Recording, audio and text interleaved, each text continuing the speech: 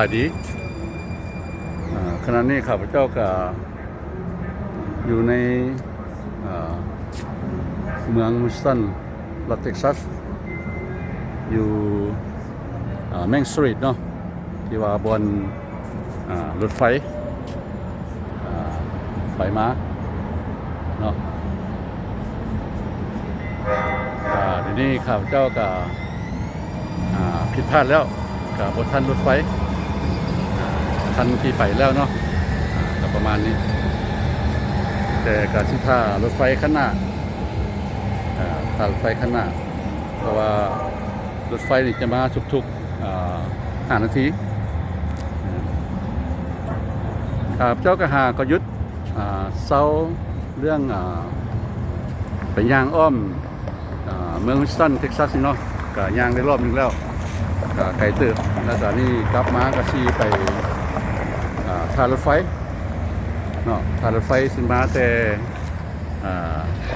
ทางเหนือสิไปทางใต้เนาะเพราะว่าค่ารถไฟนี่ดอลลาร์นึงขี่ได้3 ชั่วโมงเด้อขี่ได้3 ชั่วโมงแล้วประมาณราคาหมดครับเจ้าก็สิกลับแล้วก็สิฮอด3 ชั่วโมงแล้วเนาะถ้าว่าท่านขี่กาย3 ชั่วโมงก็ต้องมาซื้อรถไฟอีกเนาะYeah, I'm here at downtown Houston, Texas. Just waiting for the metro to go back where we parked the car. And really walk around in Houston, downtown Texas for another clip. You can look back, okay? You can look back. Yeah, like I said, the metro in Houston. $1, yeah. You can ride like 3 hours. If you're 65 years old, you got a discount. This 65 years old and up, you will go like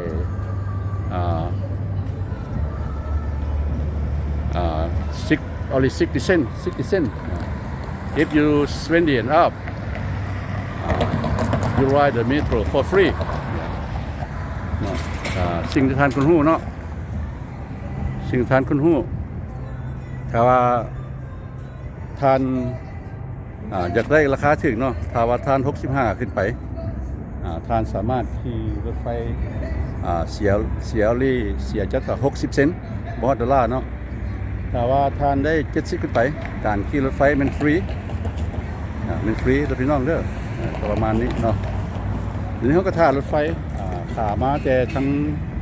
งเหนือเนาะสิทางใต้เพราะว่านี่มันเขตแมงสตรีทหมายความว่ารถไฟสิแล่นแต่เหนือหาใต้แล้วก็สิมีส่วนนึงแล่นไปทางเวสต์ส่วนนึงสิแล่นไปทางอีสต์เนาะอันนี้แต่เหนือหาใต้แล้วก็สิมีแล่นไปทางตะวันตกแล้วก็ตะวันออกประมาณนี้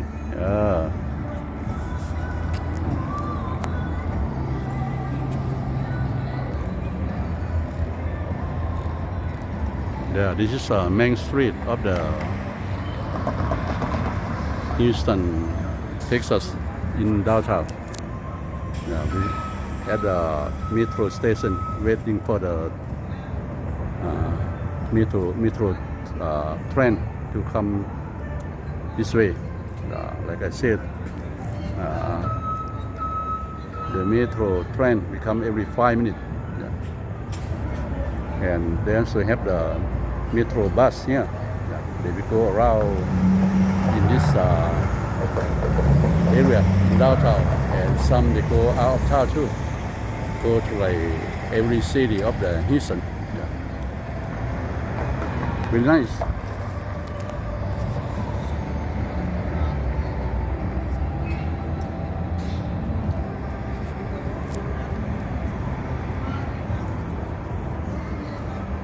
Yeah, they have like three happening today, like activities. One is Houston Livestock Show and Rodeo. Second one is Astro baseball game. Third one is Hydro Houston work fitness Seri contest. Yeah. That's why today is busy in Houston today. They have the security or police ride the bicycle around. Yeah, it's safe for everybody. เนาะครับเจ้าเห็นตำรวจผู้หญิงที่ว่าขี่รถถีบเนาะทานเห็นเนาะขี่รถถีบแล้วก็รักษาความปลอดภัยให้ผู้คนที่อยู่แถวนี้ล่ะเนาะธรรมดาเพราะว่ามันเป็นเมืองใหญ่เมืองฮุสตันนี่ก็จะเป็นเมืองลำดับ4ใหญ่ของประเทศสหรัฐอเมริกาเนาะแล้วก็ในปีหน้าก็จะเป็นลำดับ3ประมาณนี้เนาะพวกเขาท่ารถเนาะท่ารถไม่ไฟฟ้ามาเนี่ยก็มาแล้วผู้นึงนี่เสีย$1นึงเนาะแต่ขี่ได้3ชั่วโมงก็คือว่าล่ะถ้าทานได้ขี่กาย3ชั่วโมงแล้วทานจึงได้ซื้อปีอีกเนาะนี่ก็ชนะ3ชั่วโมงแล้วอีกคันนึงก็มาแล้วคันนี้ก็มาแต่ทางใต้เนาะที่มาหาเหนือประมาณนี้แล้วคันอายุ65ปีก็คือว่าล่ะเสีย60เซนต์เนาะคันอายุ70ปีก็ขี่ฟรีตลอดชีวิตสิล่ะประเทศสหรัฐอเมริกามาแล้วเนาะอีกคันนึงมาแล้ว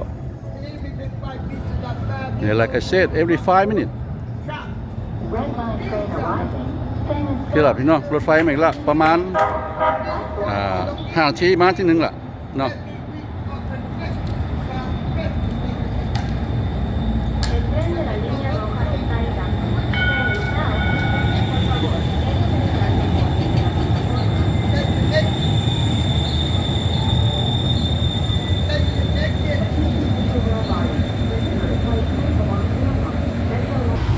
เอาก็อยู่ในรถไฟเนาะ Next station, siguiente estación, Bell. Yeah, inside the metro train now.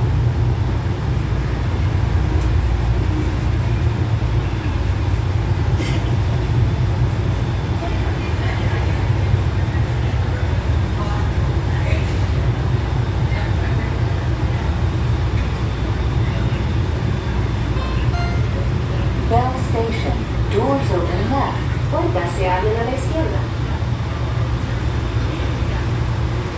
เจ้าสิก็เป็นภาษาอังกฤษได้แล้วก็เป็นภาษาสเปนิชได้เนาะว่าทางที่รู้แล้วว่าภาษาอังกฤษนี่เป็นภาษาที่1ของโลกภาษาที่2เป็นภาษาฮิสแปนิชล่ะว่าอยู่ในรัฐข้าพเจ้ามีคนฮิสแปนิชเนาะหลาย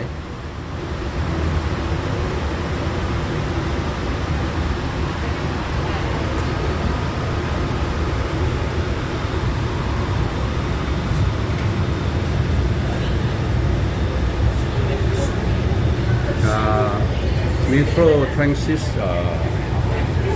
Station นี่มีประมาณ10กว่า Station สำหรับตัว Red Zone นี่เนาะ Red Zone หมายความว่าเนี่ย Next station, siguiente estación, Bell. เนี่ยหาใต้เนาะ Thank you for riding Metrorail. As a reminder, you must have a valid beer ID, and no drinking, eating, or smoking is allowed on board. Violators may receive a fine of up to $200. Gracias por viajar en Metrorail. Recuerde su boleto o pasaje debe ser válido. La ordenanza de la ciudad no permite beber, comer ni fumar al bordo del tren. Hay una multa de hasta $200 al no obedecerla. ทานจะได้ยิน Downtown Transit Center Station. เจ้าสิว่าเป็นภาษาอังกฤษเป็นภาษาแนกเนาะเจ้าว่าห้ามให้กินเหล้าเนาะบ่กินเหล้ากินหรือว่าต้องมีปี้ขี่รถไฟนี่เนาะถ้าว่าทานมีปี้เนาะเขาเจ้าจะใหม่อยู่$200เด้อประมาณนี้เนาะ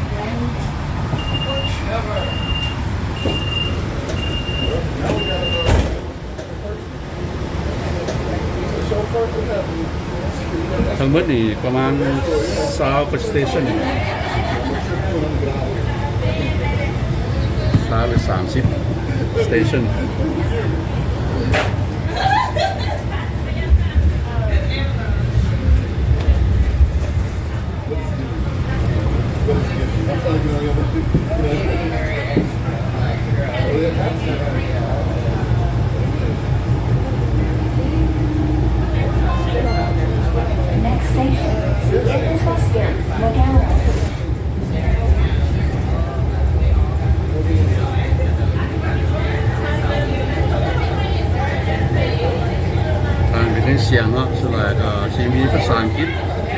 แล้วก็ภาษา Spanish อยู่ในรถไฟเนาะ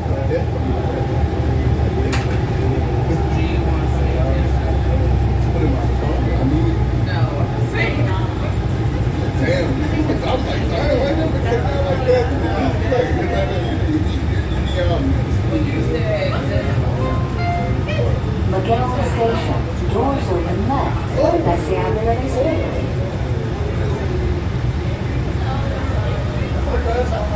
แถวนี้เจ้าที่มีทางใต้ดินเด้อพี่น้องเด้อจะมีทางใต้ดินอยู่ในเขตนี้เนาะทางสามารถย่างไปใช้ทางใต้ดินได้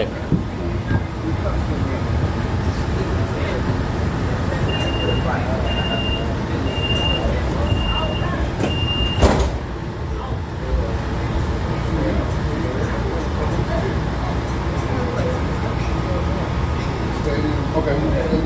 going to say NRG. But it said stadium.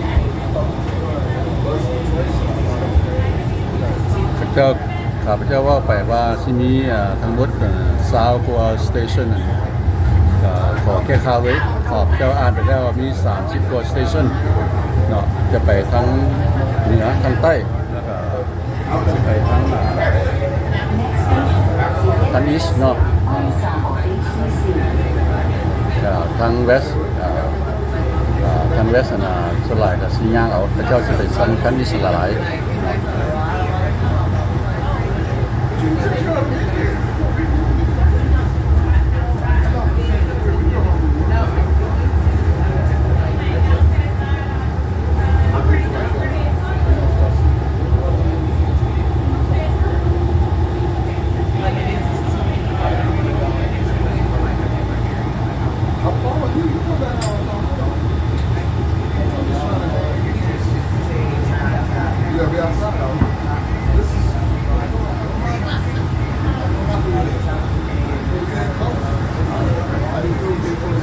ว่าพวกเขาจะไปหาบอนพ Ensemble วกเขาจอดรถเนาะ Doors open left. Puerta se abre a la izquierda.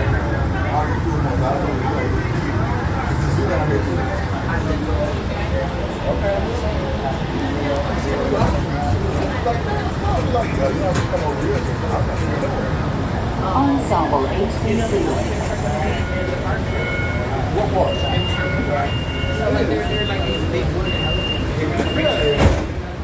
No, I just seen the prehistoric one. They had the Midtown Club. Right here.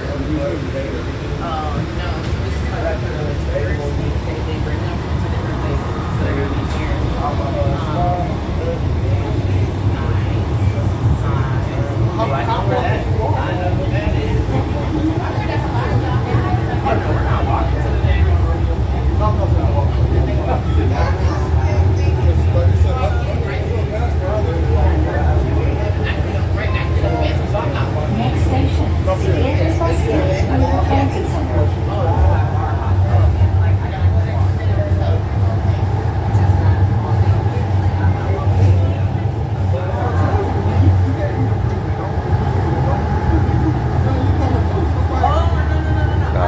ข้าพเจ้าก็บ่สามารถบรรยายได้เนาะเพราะว่าอยู่ในรถไฟเพราะว่าบ่เห็นแต่ก็เป็นป้ายอย่างหลายมันไว้หลายก็บ่จักสิอธิบายปล่อยไปตามภาพเลยเนาะ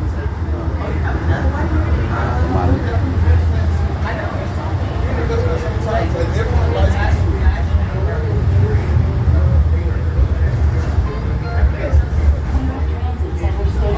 Doors open right. Puerta se abre a la อันนี้ก็เป็นสถานีรถบัสมีสถานีรถบัสน้ำแล้วก็ที่มีสถานีรถไฟน้ำเนาะ I was hurt. I didn't want to beat him up. I wanted to like say cat fight, but I see him on the grab fire. Like, yep. I felt some type of way. ก็สะดวกสบายเนาะท่านสามารถซื้อปี้อยู่ในสถานีได้เนาะดอลลาร์25เซนต์แต่ราคาซื้อในแอปแล้วก็สิมีแต่ดอลลาร์นึงอายุ60 ปีก็65 ปีขึ้นมาก็สิคือว่าล่ะก็ พระเจ้าก็สิออฟ 60% ถ้าท่านอายุ70 ปีก็สิขี่ได้ตลอดชีวิตเนาะประมาณนี้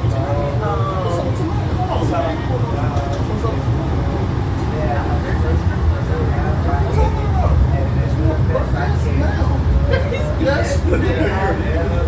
Yes. All words of that. Siguiente estación, Museum. Okay, this is my stop. You can go there. This is my stop. If I was maybe I was gonna go back. But sometimes I thought I would change. That was he was down there. Methodist. So him being in Methodist, I just caught the TMC train. So I just became a part of it. That's why I don't like driving downtown. I thought you were like, So I already like looking this way. So no, I'm just trying to tell you that shit. So I get off. This is my stop. I'm trying to tell you.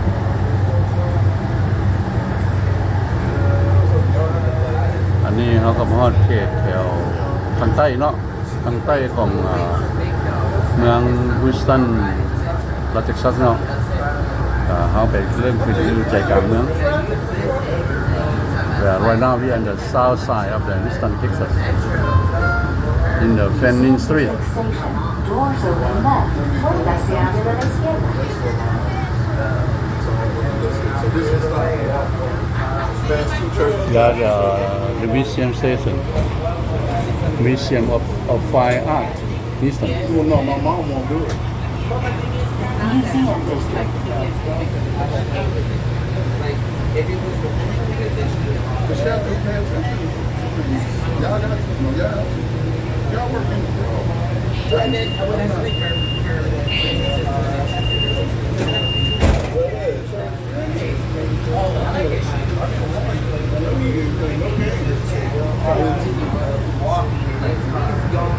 He's going the next level. I look into it. he's going to the next best man. Okay. No. Take a picture of that. I don't นี่ even ก็ take อพาร์ตเมนต์ my เนาะ oldest brother, my oldest grandchild. But when you do that, I just look, talk, shoot at her. You sure did pull my car. Yep, you sure did pull my car when I'm out to shoot you. So that's her part. Okay, that's the part. And then, I'm trying to see Sam Houston. That's just what it's doing. Yeah, it is. That's my rocket track. Okay, That's where you so it ain't hard to find. วันนี้พวกเขาก็ฮอดเมืองมันพาร์คสเตชันละวันที่เขาขึ้นเนาะเขาจะตัดสินใจว่าเขาจะไปฮุสตันไลฟ์สต็อกโชว์บ่เนาะเพราะว่าเดี๋ยวนี้เป็นเวลา 3:00 นเพราะว่าฮุสตันไลฟ์สต็อกโชว์ในโรดิโอนี่ก็สิเปิดฮอดเที่ยงคืนเนาะเพราะว่าเขาได้เชี่ยวเด็กเอาขากล้องมาเมียนรถเนาะอันนี้ก็จะเป็น Rice University คือข่าวจะได้เล่าล่ะ Doors open left. Puerta se abre a la izquierda.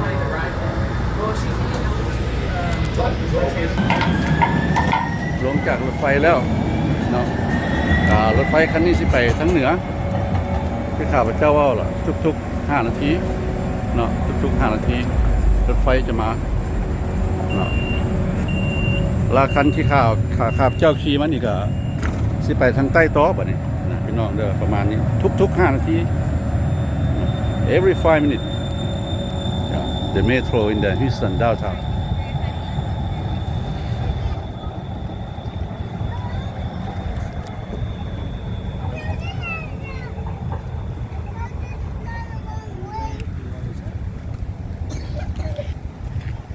นิทานกาเนาะสีเข้ามาคือมันภาคแล้ววันนี้ว่าพวกข้าพเจ้าจอดรถ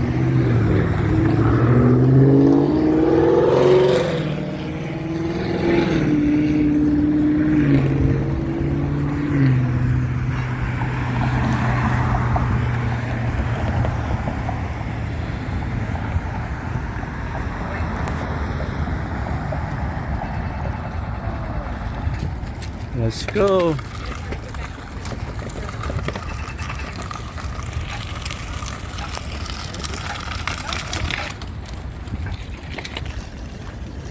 หลังจากลงรถไฟมาแล้วพวก เฮาก็มาอยู่ในสวนสาธารณะก็เจ้าเอิ้นว่าฮือมันพอกแต่ละปีจะมีผู้คนมานี่เป็นล้านๆคน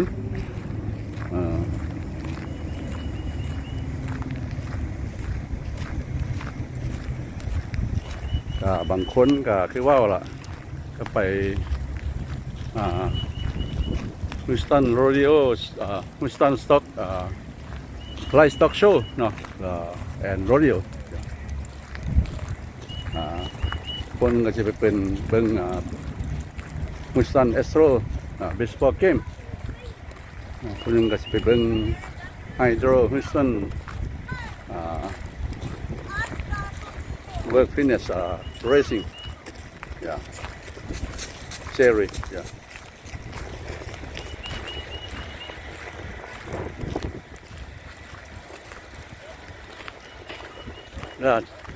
too many things too many activities going on in the Houston downtown today like I said first is Houston Livestock Show and Rodeo. Second is Houston Astro baseball game. Third is Hydro Houston Work Series Fitness Racing competition. Yeah.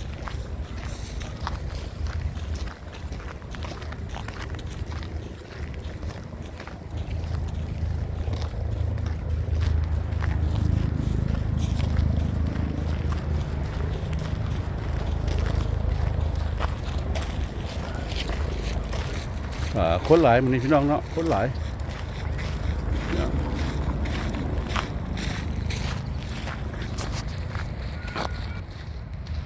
นี่ก็เป็นรูปปั้นของแซมฮูสตันที่ว่าเป็นผู้ชีวิตที่สร้างเมืองฮูสตันเนาะ so you know right there's a Sam Houston statue he the one build this city Houston city yeah he the first one the native he from the Virginia yeah he came here as the governor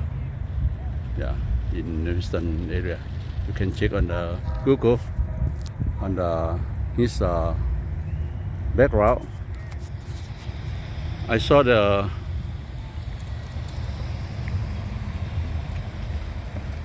bird on the Sam Houston statue ride the horse yeah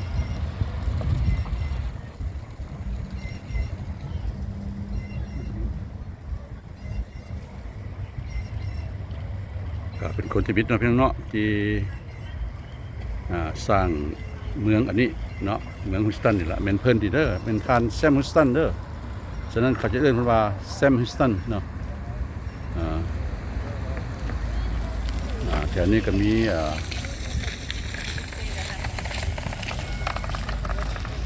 แบบที่ว่าสวนเนาะสวน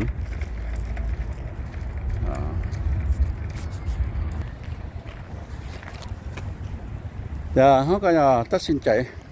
สิย่างเล่นในสวนเฮอร์แมนนิดหน่อยนึงเนาะแต่ท่านเห็นละกับมันก็อยู่ในเขต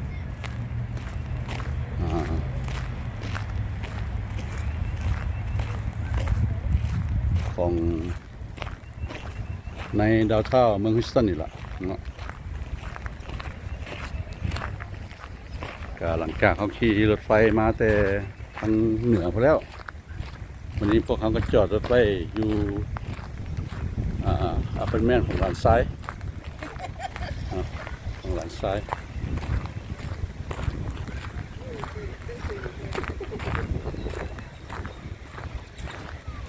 เจ้าเห็นกล้องข่าวเจ้าเจ้าต้องดีใจเจ้าว่าเขาเจ้าได้เข้ากล้องค คนเฮาก็บ่เสมอไปพี่น้องเนาะบางคนก็เจ้าก็ไปลิ้นใส่ก็เจ้าก็มาเข้ากล้องเนาะฟ้ามันก็สิเป็นบ่ลิ้นคือกันเนาะก็สิมีหนองน้ำครับเจ้าล่ะสิมีหนองน้ำเขาเอิ้นพรเนาะเขาเอิ้นพรต้นไม้นี่ก็หลายศตวรรษแล้วนี่ เพราะว่าข้าพเจ้าอยู่อเมริกา40กว่าปีแล้วนี่ต้นไม้นี่ก็ใหญ่ขึ้นเสมอ เนาะแต่หลายคนก็ว่าต้นไม้นี่เกิดแล้ว40กว่าปีนี่บ่มีหยังละแล้วก็ปีแล้วเนาะ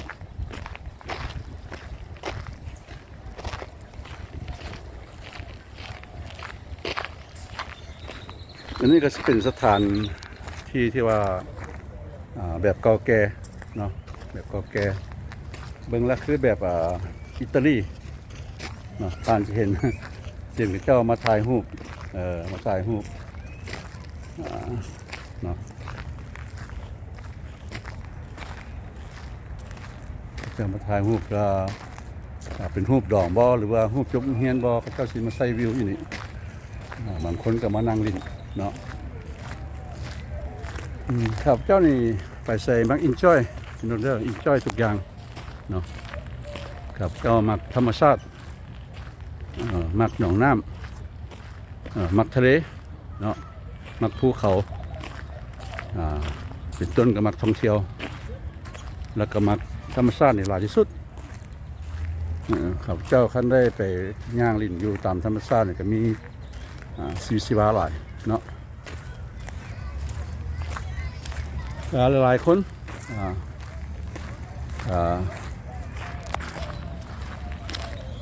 เจ้าเบิ่งวิวที่ว่าข้าพเจ้าจะทำแล้วหลายคนก็ย่องว่าคลิปของข้าพเจ้านี่จะแจ้งดีเนาะจะแจ้งดีอันนี้ก็เป็นคลิปของดาวเท่าฮูสตันเลยด้วยพี่น้องเด้อ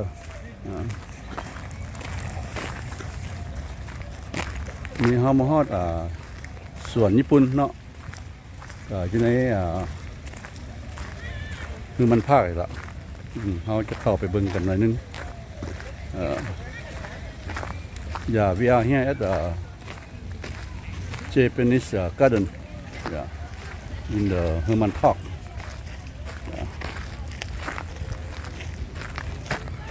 You see the flower. So my brother, he lives in Japan now. Maybe he can read it.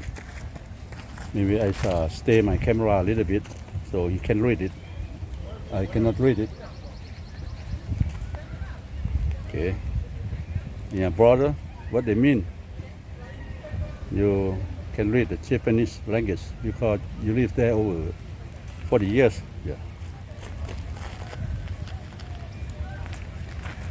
Look at the flower. เข้ามาแล้วเนาะทมิตกับพ่อสัญลักษณ์ของญี่ปุ่นเนาะ Yeah, this Japanese symbol. Yeah, over here. You have the rock there, and you can pray with that as well if you want to. Yeah.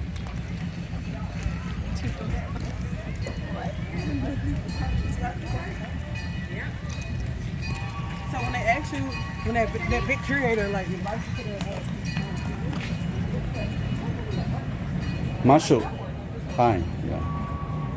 Yasuba Circle. Okay, the translate to be the Japanese too, yeah. And English, in English. Okay. Welcome to the Japanese garden. Yeah. They close like 6 p.m. But today they close like 5 p.m. for this month. Okay. จะปิด5 โมงแรงว้าวดอกไม้งามปีนี้เนาะ ดอกไม้งามพี่น้องว้าว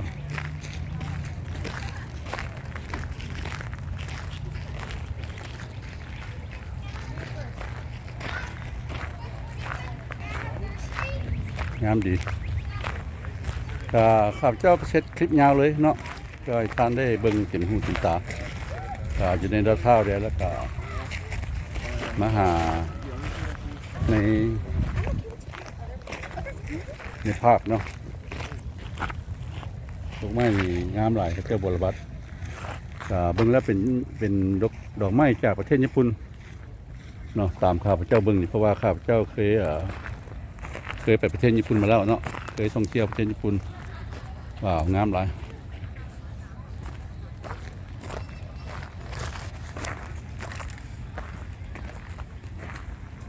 อันนี้ก็เป็นหนองน้ำแบบญี่ปุ่นเนาะทางกระเซ็นขวดพุ่นคนหลายมันนี่คนหลายมีคนหลายก็คือข้าพเจ้าได้ว่าไปแล้วเนาะก็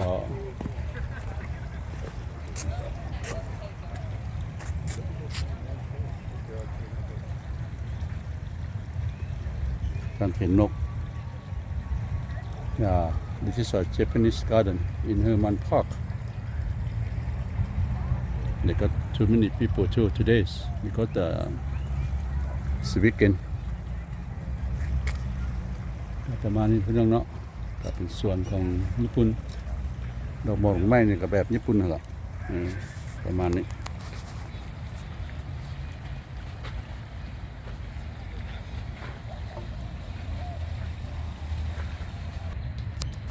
ดอกไม้งามหลายพี่น้องเนาะสวนดอกไม้ในสวนญี่ปุ่น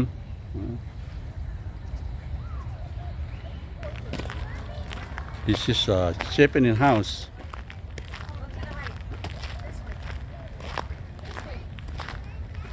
งานแบบญี่ปุ่นเนาะแบบสไลด์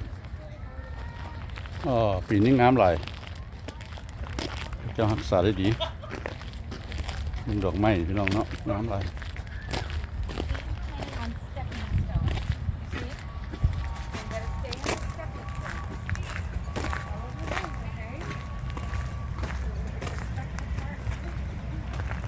ว้าวงามดี Please remain on a stepping stone thank you ครับมันนี่เจอเวลาทานย่างเนาะให้ย่างตามก้อนหินหมายความว่าซั่นเนาะย่างตามก้อนหินที่เจ้าวางไว้นี่เนาะประมาณนี้ยาวงามดีthey can improve here I didn't came here like maybe 2 or 3 years already. Yeah, nice.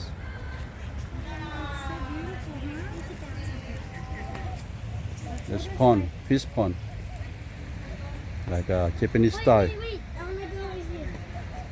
Yeah. Where are you going? เป็นส่วนแบบญี่ปุ่นพี่น้องเนาะลักษณะญี่ปุ่นจะเป็นสิล่ะจะมีหนองน้ำอ้อมเฮือนแล้วก็สิมีขี้หินมีน้ำไหล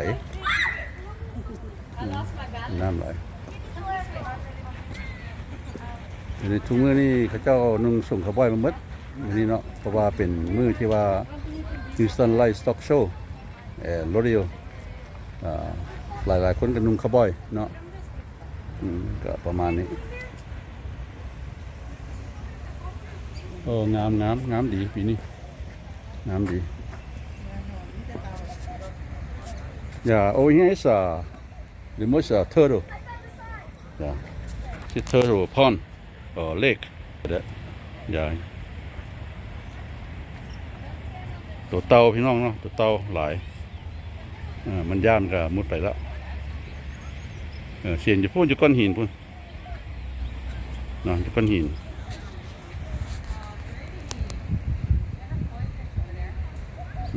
You see the turtle on the rock. เต่าอยู่ในก้อนหิน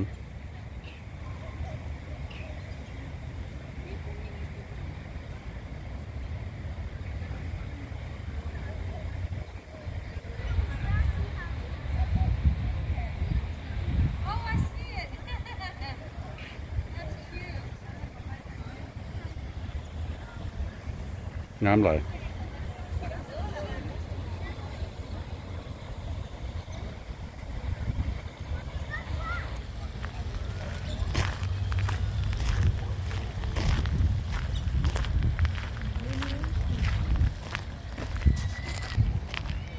ส่วนดอกไม้นี่งามหลาย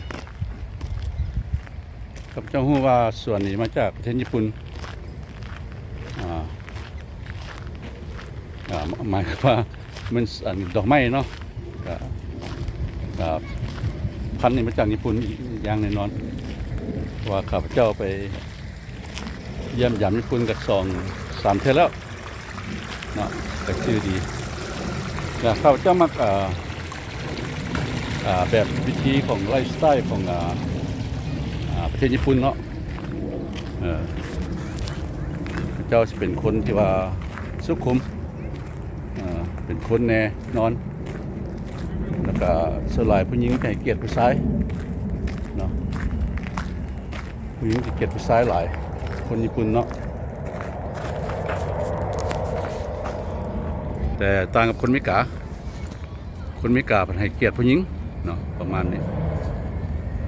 ท่านเห็นเนาะเป็นดอกซากุระน้อยนึงว้าวงามดีพระเจ้าก็สิมีหนองน้ำน้อยๆเนาะก็อ้อมสวนนี้ก็เป็นสไตล์ญี่ปุ่นประมาณนี้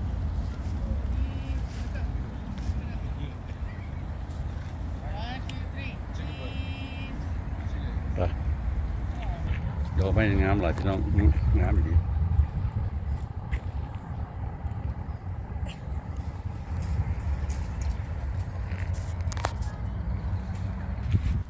นี่ตัวที่ข้าพเจ้ามักที่สุดแม่นก้อนหินเนาะแล้วก็เป็นทางยางเนาะแล้วก็เป็นทางยาง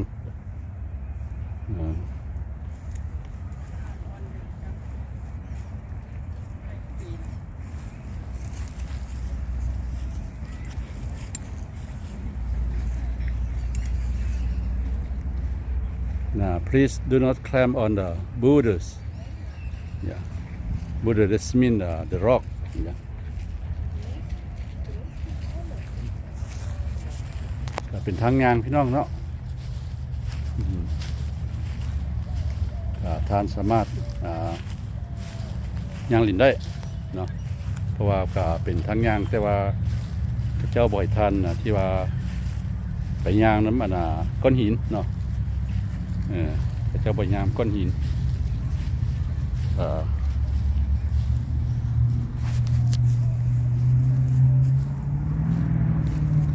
Please help us to keep the garden beautiful by remaining on the path. Thank you. Yeah. You can that's beautiful.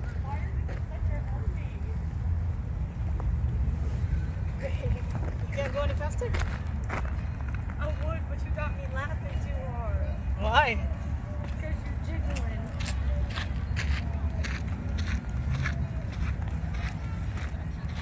Babe, you just left me.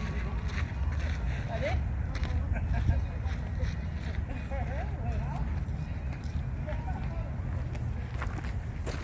Y'all literally left me. So beautiful พี่น้องเนาะงามท่านสามารถ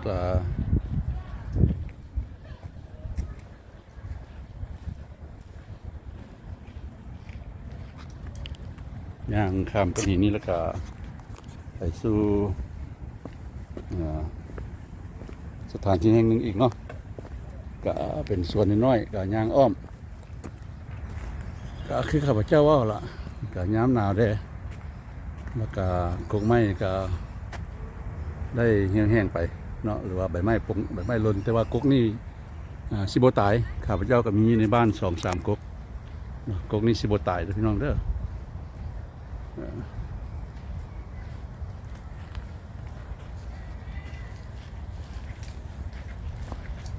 ไปกันคนหลายมื้อนี้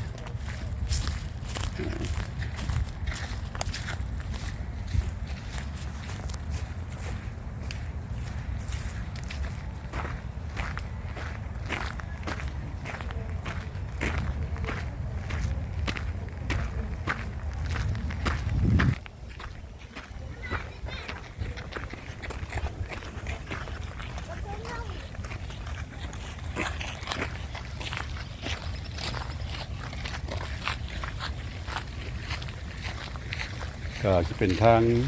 แบบย่างอ้อมเนาะประมาณนี้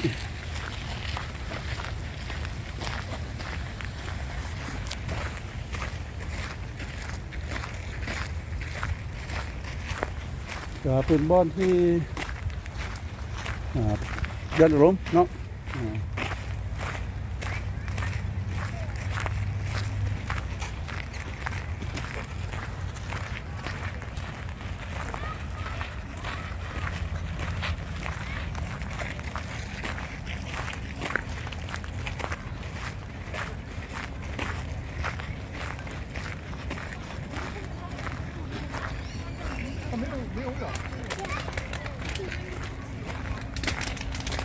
นี่คือดอกเชี่ยเนาะแต่ว่าบนแบบบ้านเขาคือดอกเชี่ย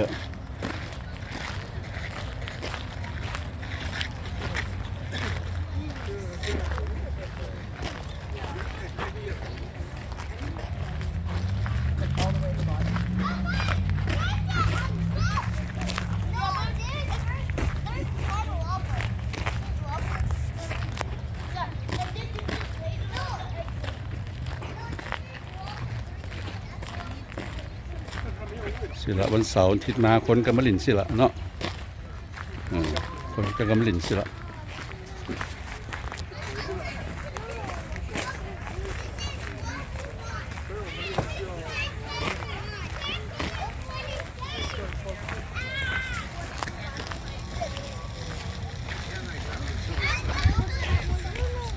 น้ำไหลน้ำไหลYeah, she says her cousin went downtown.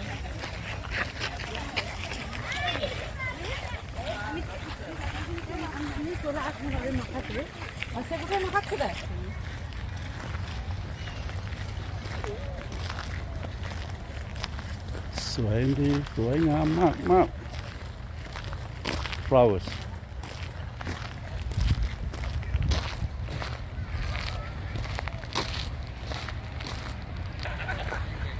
สวยงามพี่น้องเนาะ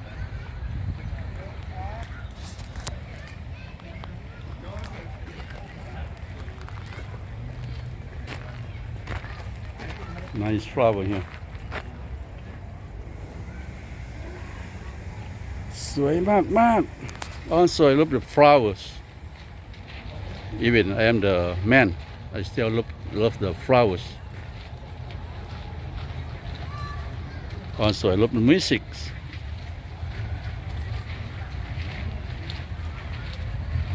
พวกเขาออกมาจากสวนญี่ปุ่นแล้วเนาะเรียบร้อยวิสวนญี่ปุ่นแล้วก็มาสู่ข้างนอกกันอีก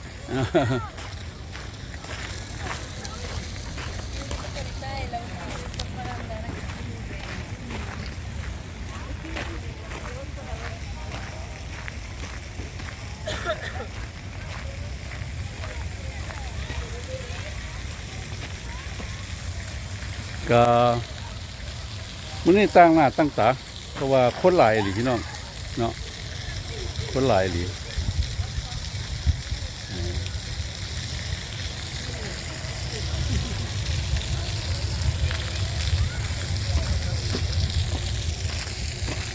ที่ข้าพเจ้าได้ว่าไปล่ะ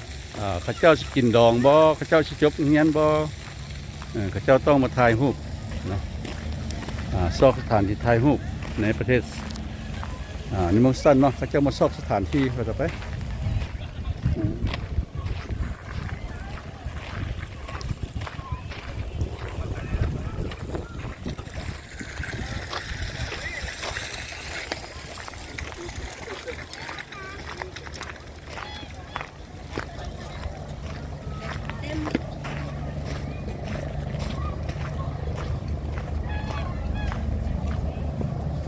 Yeah, you see the boat Prado there เจ้าก็สกีงานพี่น้องเนาะงั้นรถทีบเจ้าเอิ้นโบส Prado ที่มีอันทีบเนาะ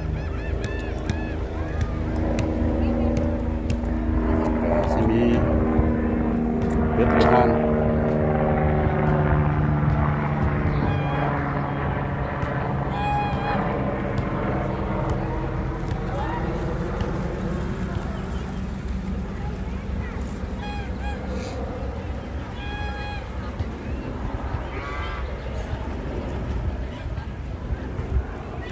look beautiful here to me สวยมากๆสวยจริงๆ Yeah, you have to pay for that. You have to rent for the boat pedal. Yeah.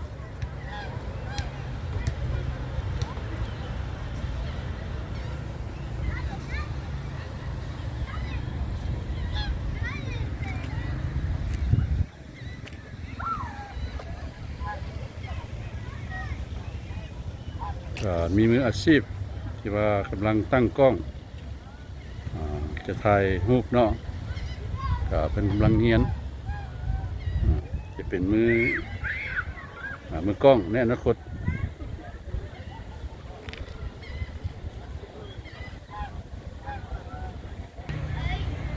ทานเจนเนาะเขาเจ้าก็มาถ่ายรูปกันว้าว look at that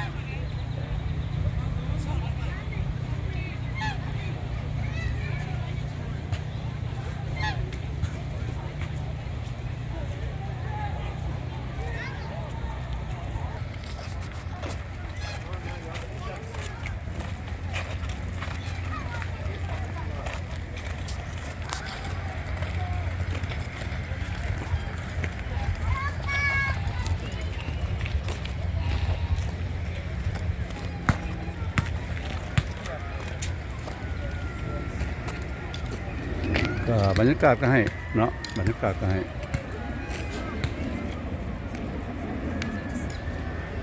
จากนี้ไปเนาะท่านสามารถย่างไปหาวิสตันซูได้เนาะก็บ่ไกลจากนี้ท่านสามารถไปได้หรือว่าท่านจะย่างข้ามขวานี้ไปก็ได้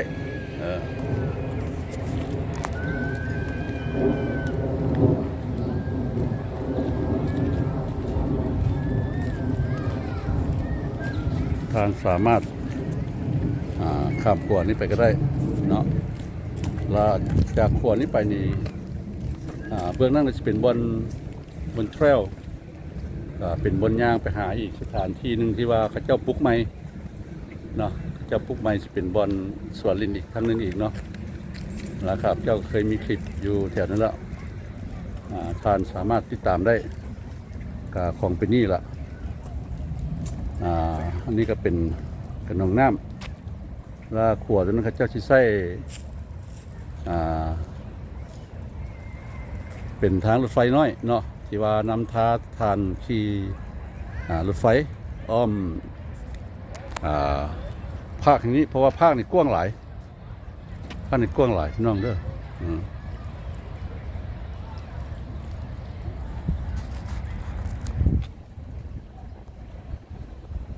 ทานเห็นเนาะเลี้ยงเป็ดกับธรรมชาติกับน้ำนี่ก็สะอาดอยู่แต่ว่า no swimming เจ้าบ่ให้อาบเนาะบ่ให้อาบก็ใสน้ำมันนี่ใสดีเจ้าเบิ่งนี่ใสดีเนาะเพิ่นรักษาความสะอาดได้ดีหลายแต่เมื่อก่อนนี่สิบ่ปานนี้เพราะว่าคือว่าเราเพิ่นก็เลี้ยงเป็ดเลี้ยงนกใส่นี่แหละเนาะประมาณนี้นะคือว่าละครัวนี้ท่านสามารถย่างไปแล้วก็เป็นสถานที่หนึ่งประมาณกิโลเมตรหนึ่งนี่แหละเนาะย่างไปหาบนลินใหม่ก็you can walk this trail this trail go to another place like we have another park there it's small park there they just built like 2 years ago something like thatสิถ่ายรูปกันอีกจังหน่อยเนาะว้าว such a new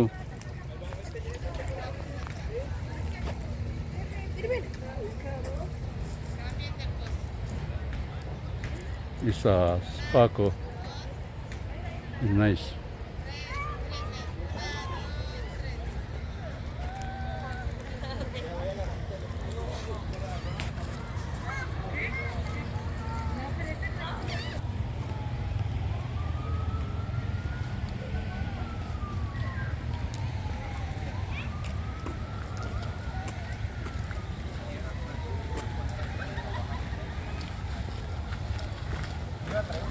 nice place to be.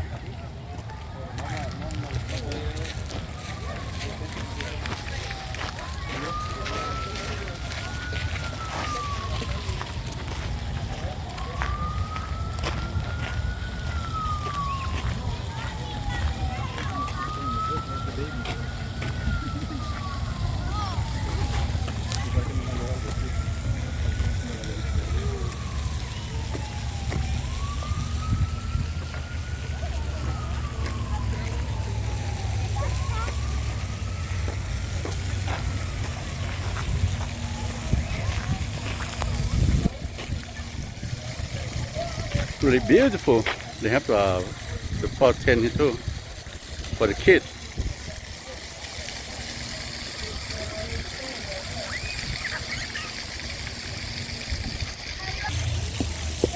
Pioneer Memorial in honor of pioneer men and women of Houston, erected by the St. Charles Centennial Association. Dedicated August 30, 1936. Wow, long time ago. The 100th anniversary of the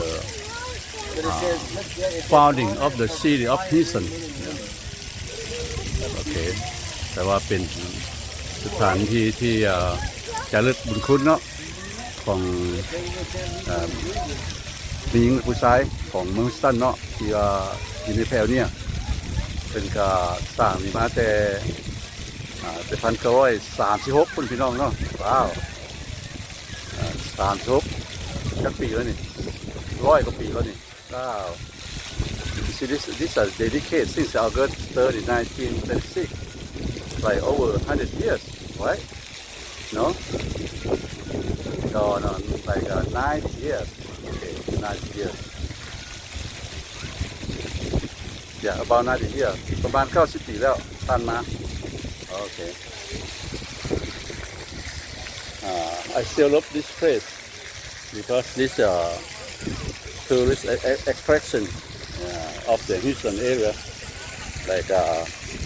million people came here this year.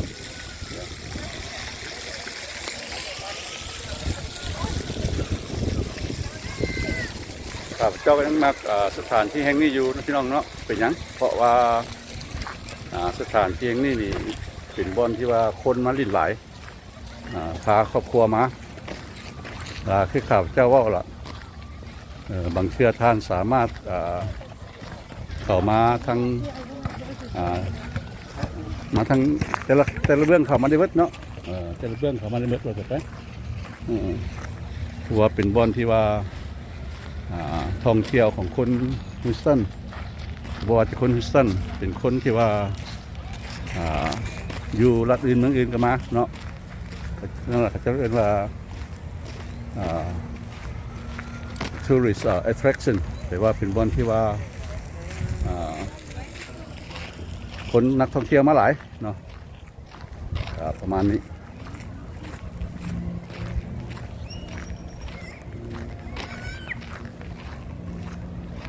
ว่า Houston Rodeo นี่เนาะ Houston Rodeo Livestock Show นี่หรือว่าเขาจะว่า Livestock Show and Rodeo ของ Houston นี่เนาะเขาเจ้าจะดำเนินไปวันที่23เนาะ23ก็ยังอีก6มื้อ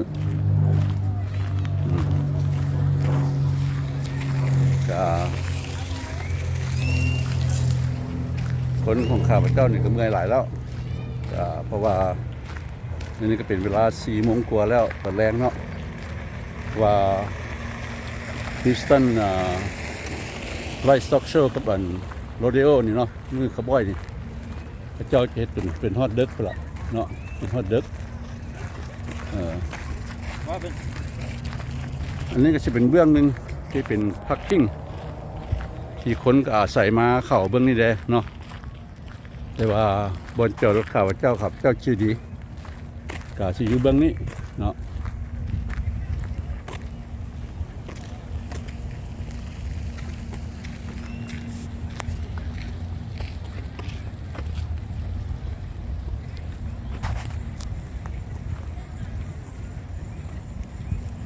อากาศก็บ่ร้อนปานใด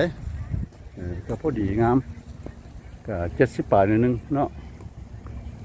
70ปลายหน่อยนึงแล้วก็คนนี่ก็บางคนก็เอาตั้งตัวเองมาบางคนก็ตั้งนั่งที่ว่ามีแล้วเนาะที่ว่ามีแล้วอันนี้นี่ก็สิเป็นสถานที่ที่ว่าเป็นโน้นถ้าเอิ้นโน้นซะเนาะข่าวเดียวบ่เอิ้นต้นเอิ้นโน้นซะเนาะก็ท่านสามารถขี่รถถีบขึ้นไปได้เนาะสิมีบอลขี่รถถีบประมาณนี้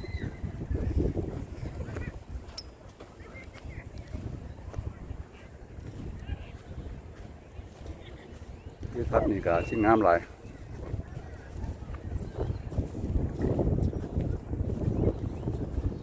อันนี้จะเป็นโรงละครเป็นโรงละคร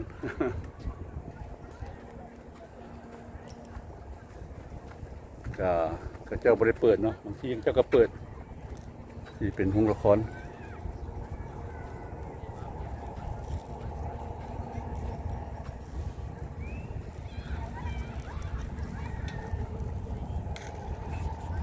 พอดีมาตากอากาศเย็นเนาะ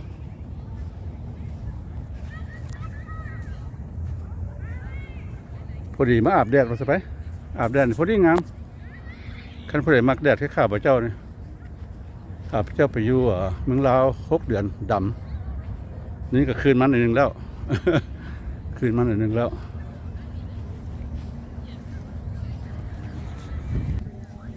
ก็บรรยากาศให้พี่น้องเนาะบางคนก็อยู่ทางโน้นนี่ก็นั่งเล่นบางคนก็อาบแดดเนาะบางคนก็อาบแดดเพราะมันนี่อากาศก็บ่ร้อนหลายดิเนาะประมาณนี้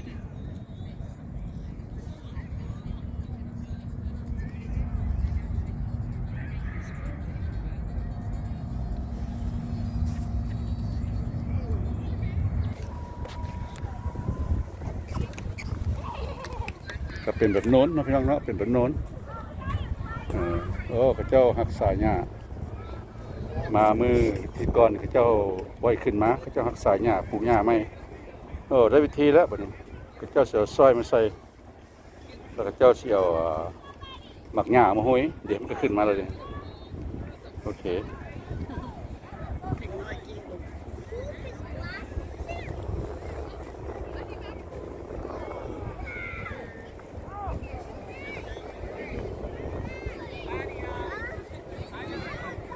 ก็เป็นบอลที่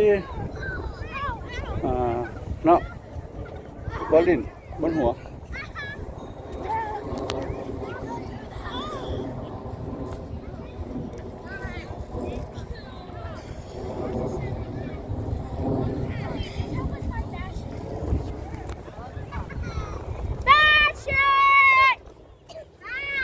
ที่ละสีข้าวเจ้าก็มักเลยล่ะพี่น้องเลยเนาะทีนี้ก็กินเบี้ยมนานแล้วล่ะมักยิ่งมักอยู่เนาะ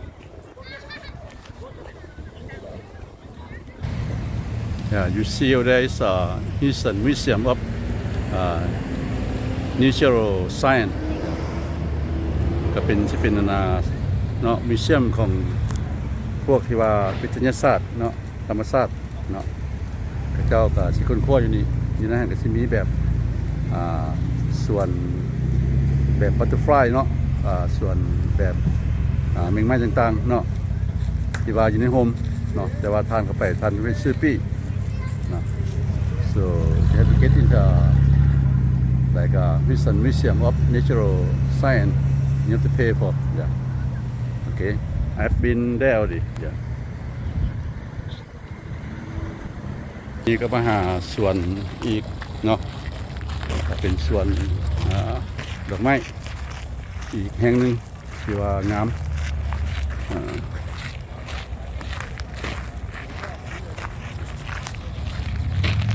look at the tree white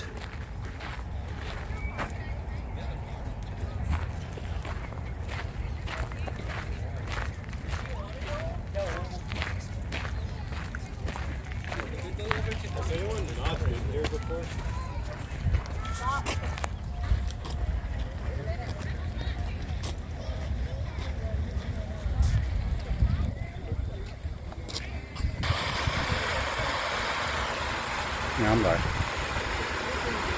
อันนี้ก็เป็นน้ำตกที่ว่าเขาเจ้าเอาน้ำขึ้นไปถึงแล้วก็น้ำก็สิไหลลงมาเนาะก็ประมาณนี้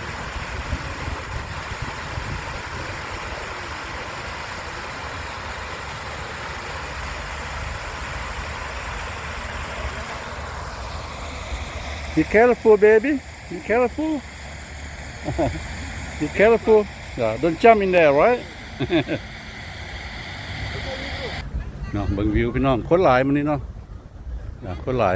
คนมาหลายมื้อนี้งามหลายover here is organic. Yeah. They do like they show you like organic garden. Yeah. Like a family garden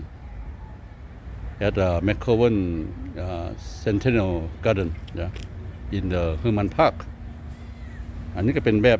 เขาจะปลูกแบบออร์แกนิกนะพี่น้องเนาะก็อยู่ส่วน McCowan Garden ก็อยู่ในส่วนใหญ่ของ Herman Park นี่ล่ะเนาะประมาณนี้เขาเจ้าสิแยกชื่อออกไปหลายๆ Garden หลายๆส่วนน้อยๆแล้วก็สิไปขึ้นน้ำHerman Park เนาะซึ่งเป็นภาคที่ใหญ่ที่สุดในเมืองฮุสตันเนาะก็คนเข้ามาปีนึงเป็นล้านๆเนาะประมาณนี้ก็วิวแต่ละวิวก็ต่างกันนะพี่น้องเนาะวิวแต่ละวิวต่างกัน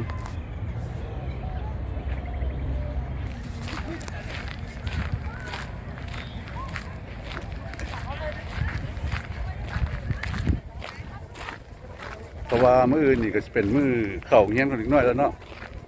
เจ้าก็พากันมาลินเนาะพ่อแม่ก็พามาลินประมาณนี้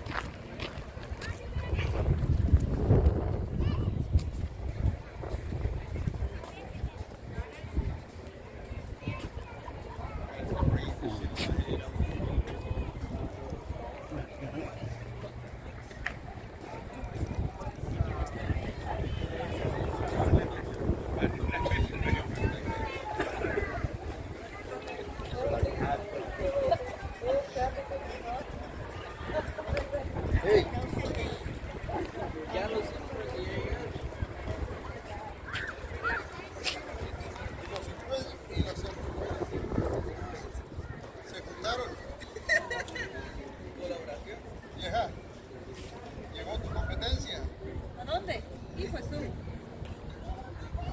Pero él factura, yo no.